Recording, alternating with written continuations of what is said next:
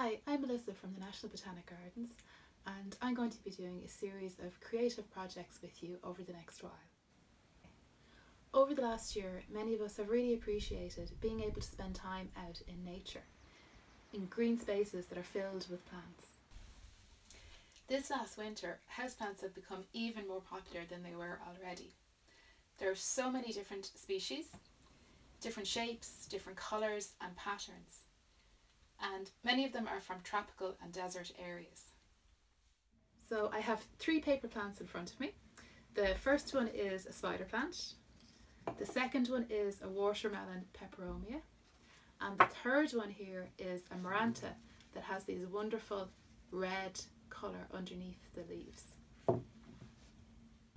In today's video we're going to make the spider plant from paper, and we're going to do 2 more videos for the maranta and for the peperomia. So for our spider plant, it's often called a spider plant or hen with chickens or airplane plant, so they're the common names, and its Latin name is actually Chlorophytum comosum.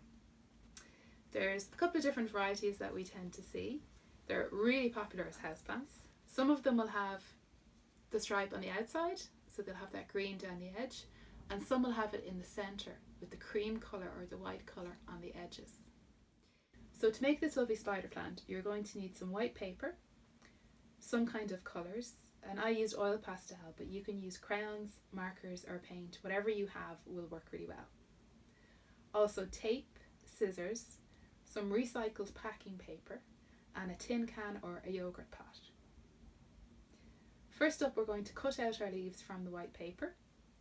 This is the shape that you want. So long and thin, with one pointy end and one wide end. Cut lots of different sizes of these, some long and some short. Choose a green colour pastel or marker or pencil, and go along the edges of your leaves, both back and front. Then use white down the centre, colouring over the green just a little bit, and this will actually help blend the 2 colours together. So there is your first leaf.